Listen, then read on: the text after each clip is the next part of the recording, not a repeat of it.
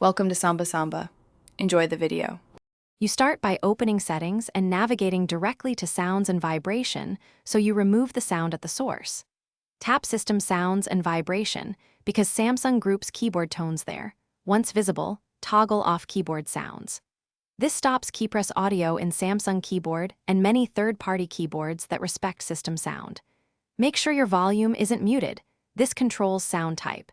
If you use a custom keyboard app, disable its built-in keypress tones inside that app settings as well.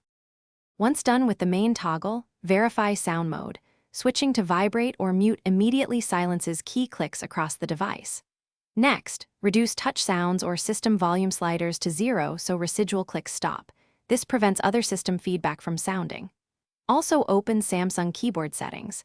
Tap the keyboard icon in Settings, or while typing choose Keyboard Settings and confirm key tap sound is disabled. If you installed a third-party keyboard, repeat inside its preferences because some apps override system defaults. You finish by restarting the phone to apply all changes cleanly. This often clears lingering audio processes. Then test typing in a simple app like Notes or Messages to confirm no key sound remains. If you still hear clicks, go to app's right arrow Samsung keyboard or the third-party app and clear cache or data, then reinstall the keyboard app if needed. One key troubleshooting tip: check accessibility or sound-enhancing apps that might re-enable audio. Disable them temporarily to isolate the cause. Thanks for watching.